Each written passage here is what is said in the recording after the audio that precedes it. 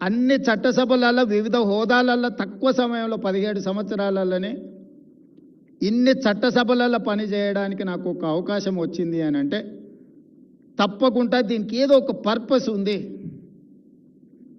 దేవుడు నాకు ఒక అవకాశం ఇన్ని రకాలుగా ఇస్తున్నాడు అని అంటే ఈ సమాజానికి నా వైపు నుంచి చేయవలసింది ఎంతో ఉంది అని ఆ బాధ్యతతోనే ఈరోజు ముఖ్యమంత్రి పదవి నిర్వహిస్తున్న తప్పితే నన్ను ఇబ్బంది పెట్టినరానో లేకపోతే నాకు నష్టం కలిగించినరానో నాకు కష్టం కలిగించినరానో నేను ప్రదర్శించదలుచుకోలేదు.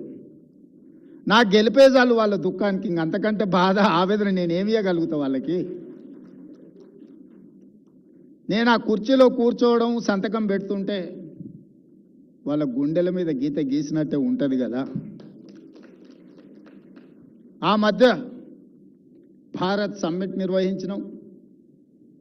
ఆ తర్వాత ప్రపంచ సుందరీమణుల పోటీలు కూడా హైదరాబాద్ నగరంలో నిర్వహించినాం. అప్పుడు కొంతమంది విమర్శించారు. వాళ్ళు పర్యటనకు వచ్చినప్పుడు కమాండ్ కంట్రోల్ రూమ్ కానీ సెక్రటేరియట్ కానీ ఇతర కట్టడాలన్నీ మేము కట్టినవే చూపించినావు కదా, నువ్వేం చేసినావు అని. పాపం వాళ్ళకి తెలియదు ఏంటంటే 109 దేశాల నుంచి ప్రపంచ సుందరీమణులు ఆ దేశ ప్రతినిధులు వస్తే 109 దేశాల సుందరీమణులతో పాటు ఆ దేశ ప్రజల్ని జయ జయ హే తెలంగాణ గీతం నేను పాడించిన. ఇంతకంటే గొప్ప అవకాశం. ఇన్ని దేశాల ప్రతినిధులను తెలంగాణ కళాకారులు రూపుదిద్దిన తెలంగాణ తల్లి ముందు వాళ్ళందరినీ మొకరిల్లింపజేసిన నేను. ఇది గొప్ప తెలంగాణ సంస్కృతికి తార్కణం. బిల్డింగులు కట్టడం మా అందశ్రీ అన్న మేస్త్రిగా కూడా బిల్డింగులు కట్టగలడు. కానీ ఒక మేస్త్రి రాసిన జయ జయ హే తెలంగాణ గీతాన్ని 109 దేశాల ప్రతినిధులను నేను పాడించగలిగిన, వాళ్ళకి ఆ భావనను నేను కల్పించగలిగిన, ఆ స్ఫూర్తిని నేను ఇవ్వగలిగిన మా తల్లి తెలంగాణ తల్లి. తెలంగాణ తల్లి అంటే ఇట్లుంటుందని ప్రతిరూపాన్ని ఇచ్చి 109 దేశాలకు సంబంధించిన ప్రతినిధులు ఆ తెలంగాణ తల్లి ముందు మొకరిల్లింపజేయగలిగిన 20 నెలల్లో అంటే ఇది నేను సాధించిన విజయం కాదా అని చెప్పి విమర్శకులను అడుగుతున్నాను.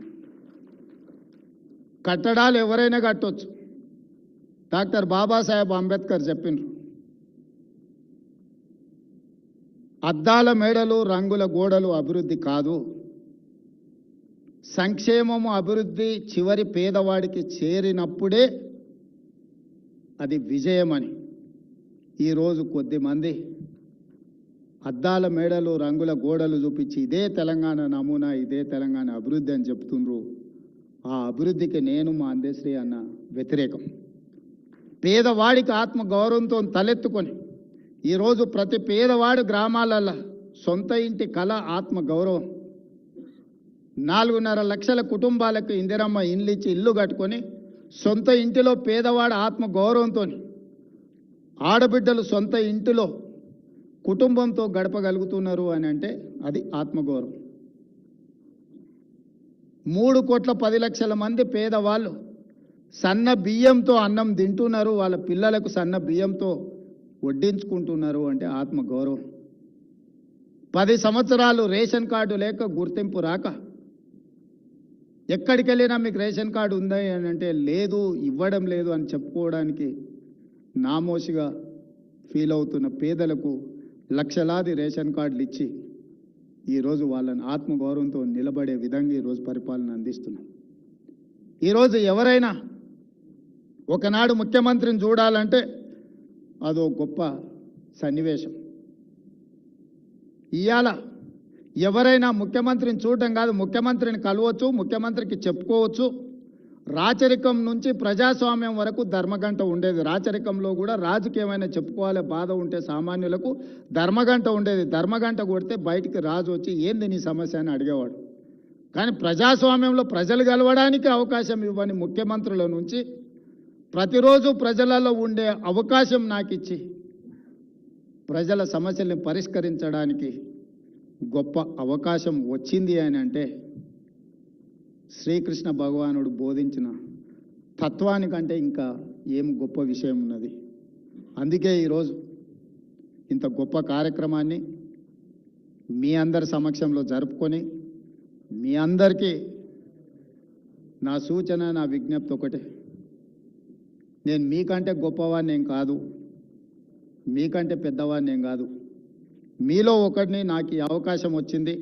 ఈ అవకాశం ఎంతకాలం నా చేతిలో ఉంటే అంతకాలం పేదవాళ్ళ కోసం ఉపయోగిస్తా తప్పితే నా వ్యక్తిగత ప్రయోజనానికి నేను వాడను. అది 5 ఏళ్ళ 10 ఏళ్ళ నాకు తెలీదు. నేను జిల్లా పరిషత్ మెంబర్ అయినాడు ఎవరు ఎమ్మెల్సీ అవుతా అనుకోలే. ఎందుకంటే 2006లో శాసనమండలి లేదు, 2007లో అది కొత్తగా వచ్చింది. వచ్చిన వెంబడే నేను శాసనమండలి సభ్యుడిని అయినా. అలా ప్రయాణం మొదలై నేను మొదటిసారి శాసనసభ్యుడు అయినప్పుడు ఉమ్మడి రాష్ట్రం తెలంగాణ రాష్ట్రం వస్తుందా రాదా అని అంటే ఎవరు సమాధానం చెప్పలేనంత పరిస్థితులు ఉండే, రాజకీయ పరిస్థితులు.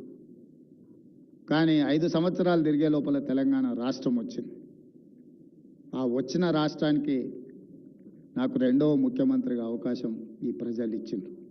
ఇవన్నీ కూడా ఊహించని సమాజంలో జరిగిన మార్పులు, ఆ మార్పులలో నాకు భాగస్వామ్యం ఉండడం, ఆ భాగస్వామ్యంతో ప్రజలు బాధ్యత ఇవ్వడం, ఆ బాధ్యతను ప్రజల కోసమే ఉపయోగించాలన్న ఆలోచన, ప్రజల సంక్షేమం కోసం, తెలంగాణ ప్రాంత అభివృద్ధి కోసం, మీ అందరి అభిమానం కోసం నిరంతరం నేను పని చేస్తూనే ఉంటాను.